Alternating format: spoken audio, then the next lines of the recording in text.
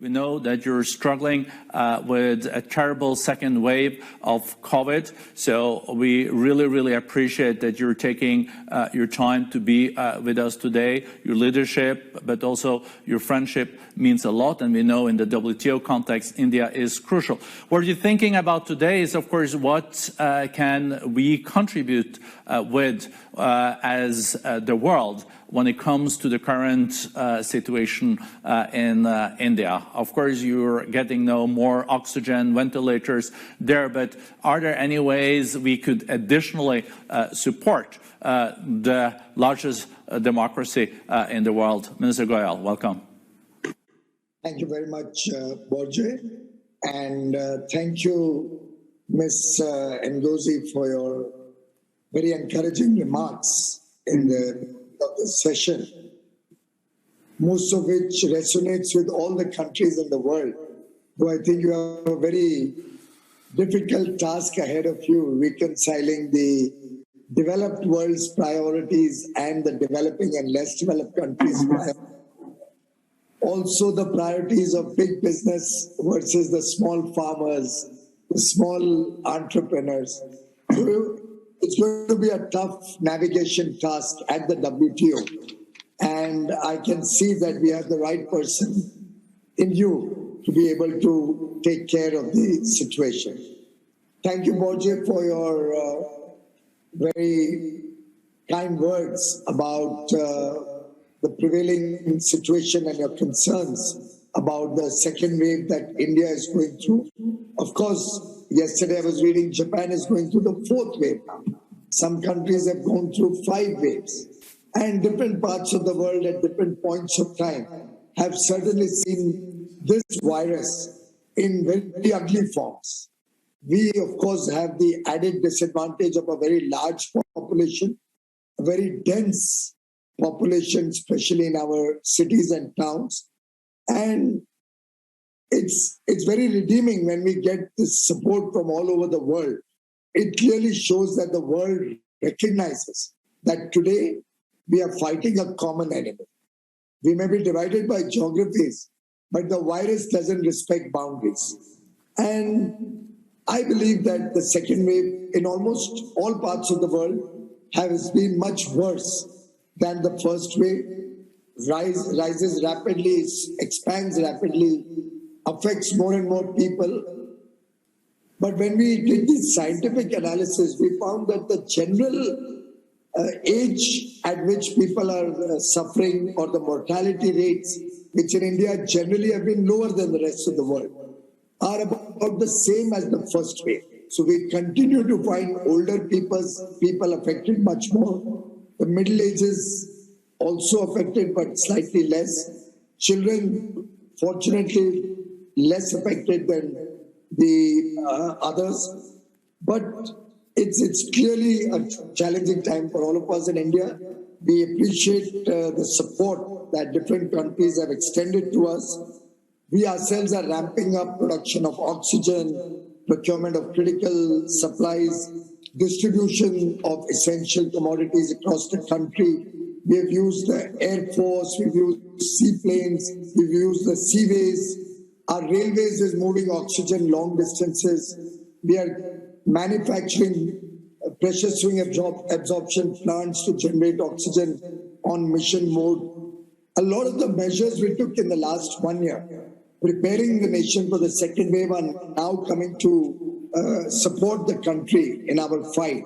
So simple case in point, India used to use less than 1,000 tons of liquid medical oxygen in the pre-COVID days.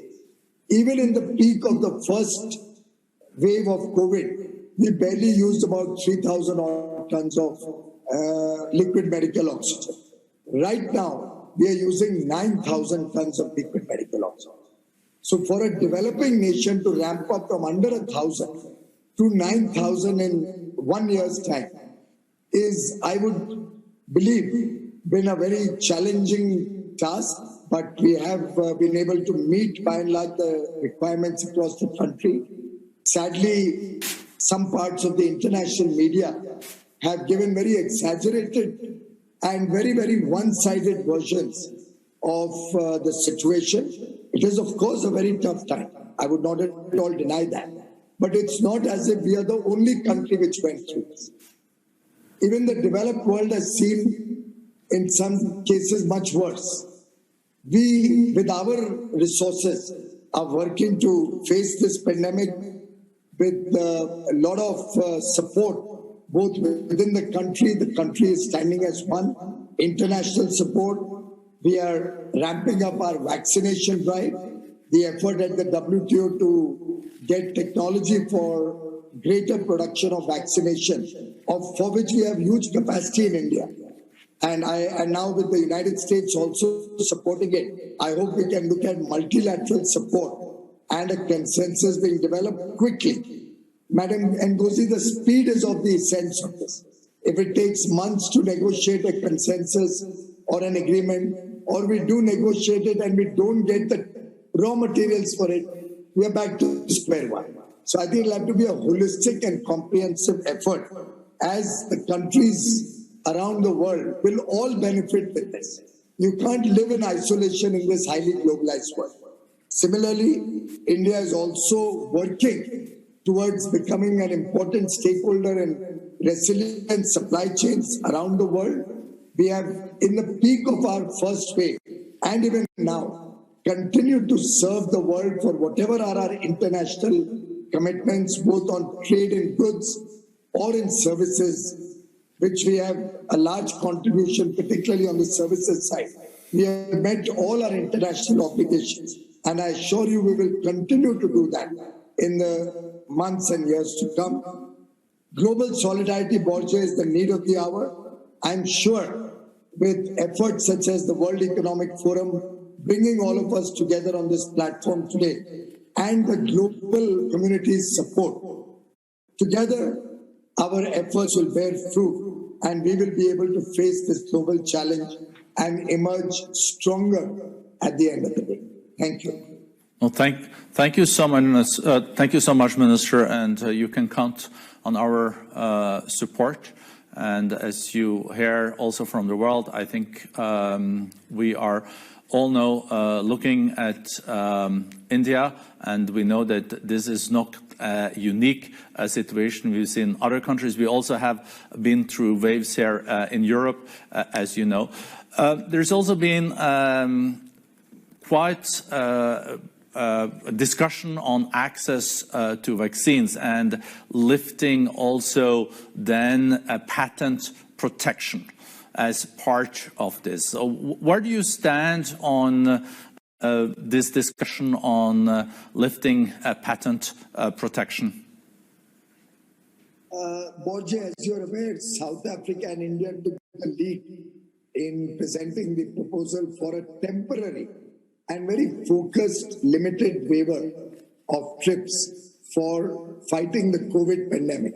We had wanted to cover medicines, the cure whenever it comes up, the vaccination which is already available with large parts of the world, and the associated infrastructure to address the challenge of COVID.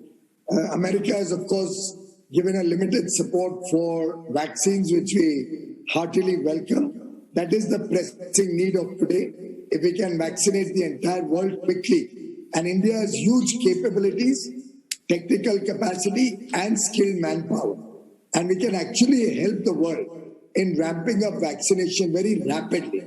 And I do hope that this global collaborative effort and action that is currently being led by the WTO and Ms. Ngozi herself will bear fruit, as I said earlier, not only in acceptance of the TRIPS waiver, but in expeditious consensus building, transfer of technology, availability of the molecules or all other raw materials to make this happen.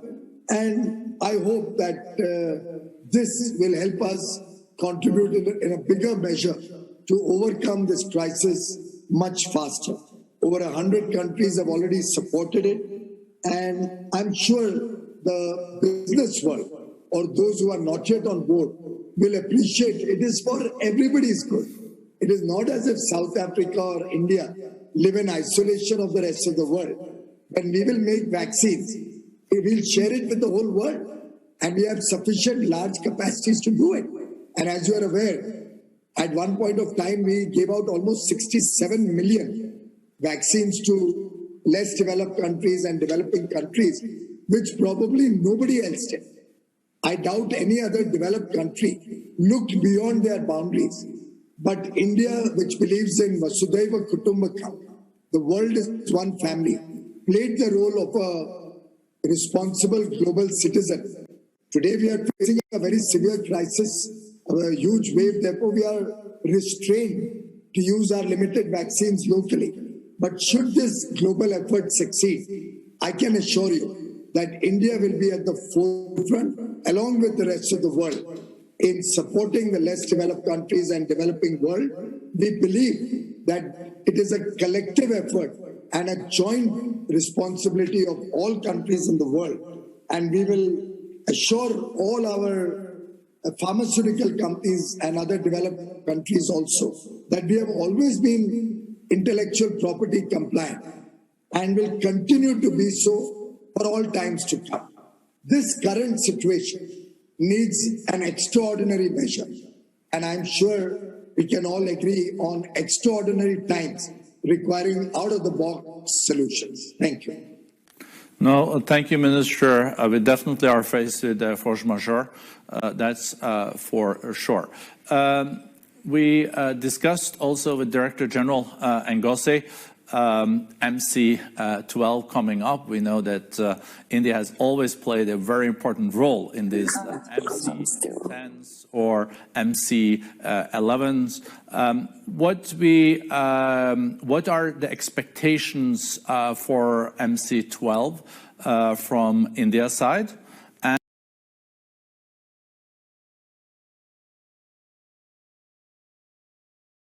Regional trade agreements. There is a discussion now with the EU that has revived.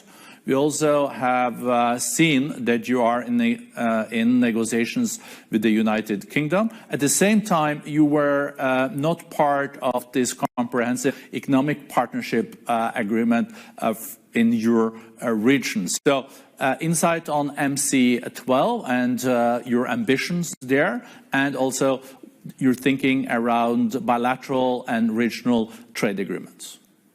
Thank you, Borje. Very, very relevant in the context of the future and the way trade lines are going to emerge going forward.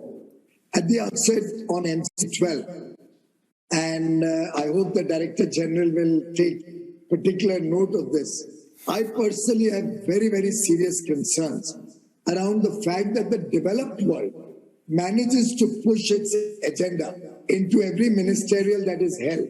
And we land up only discussing areas of interest of the developed world, maybe given their clout in the entire global system.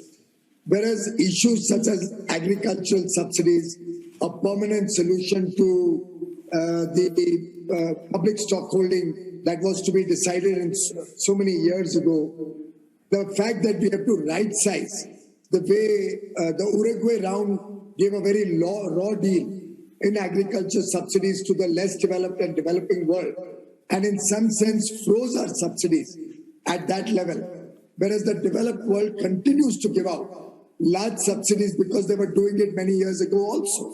So in some sense, these lopsided trading arrangements, subsidy arrangements, and benefits that the developed world is enjoying has to be addressed with more compassion, with more sincerity at the WTO. I think MC12 should focus on issues of the developing world and less developed countries to generate confidence in the rest of the world that it's not about me, myself, it's about the holistic problems of the whole world that the WTO is concerned about. So it's going to be a tough task for Madam Ngozi. We will support her to the fullest as we have in the past, but certainly we cannot accept only the agenda of a limited set of countries, but the agenda of the entire world will have to be addressed fairly, equitably, and in the true spirit of the WTO, which was originally encompassed in their declarations. RCEP, Borje, was not a very balanced agreement, as it would have hurt India's farmers, our MSMEs, our dairy sector, and therefore it was prudent for India not to join the RCEP. And I'll tell you why I feel so. We already had free trade agreements with Japan, Korea, and 10 other ASEAN countries. That makes it 12. Australia and New Zealand are both vibrant democracies with which we can have a free trade agreement quite openly, easily. They are transparent economies. I can talk with them. I can understand their systems. I know what they tell me is what it is. And being democracies with transparent and rule-based systems, we can work with them. But unfortunately, all countries in RCEP were not of that nature.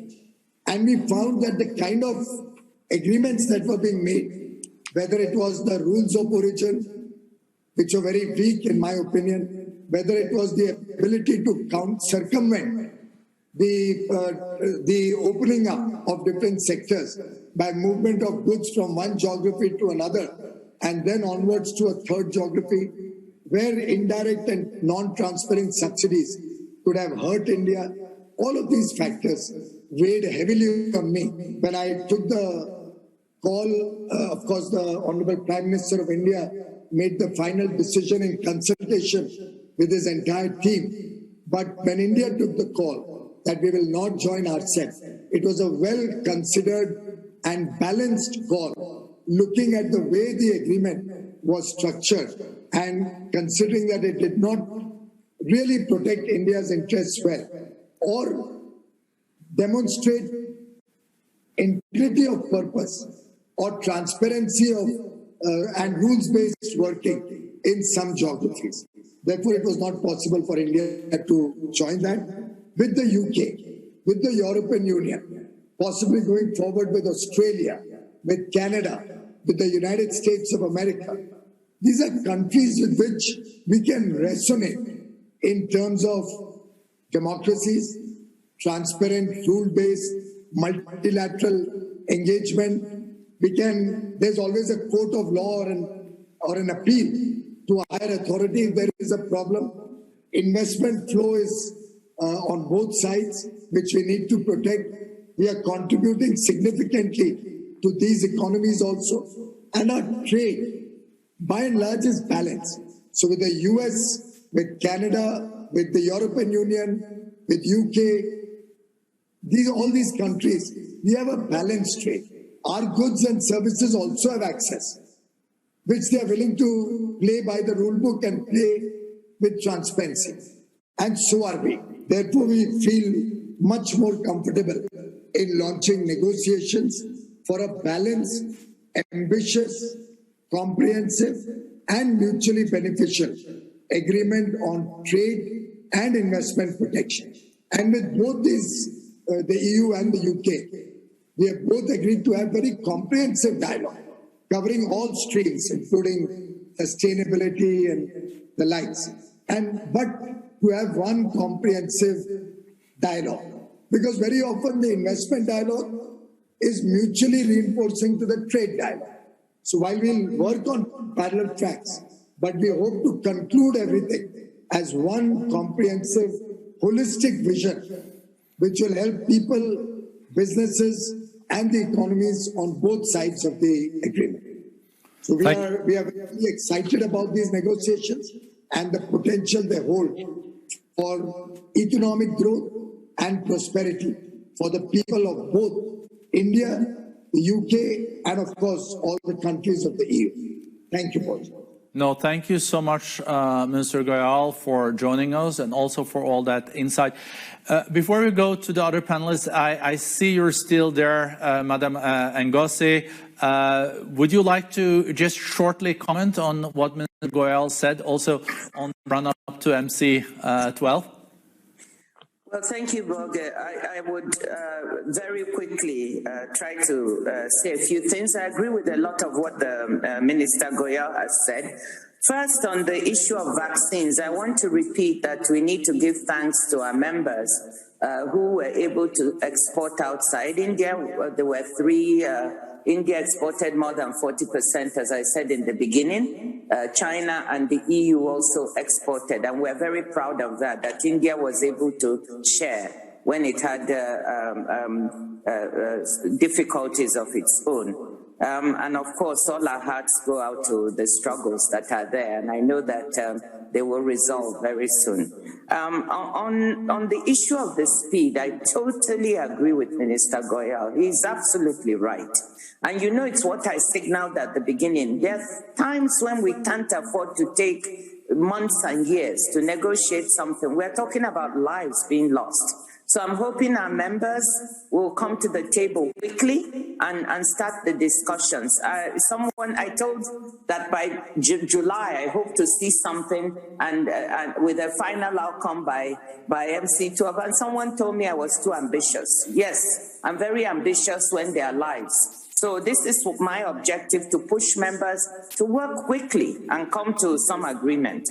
On the issue of the ministerial and what Minister Goyal said, my hope is that we will be able to encompass agendas that are, you know, important to developing countries as well as developed. I agree with him on agriculture. I've talked to many of our members and they would be quite disappointed if we were not able to come to the table with some package on agriculture. And I very much like the food security angle that he talked about, because it's real. You know, we're experiencing it. And so we've been trying to persuade our members to look at the issue of public stock holding and making that permanent with all the transparency they would like to see. I'm sure that India has no problems with that.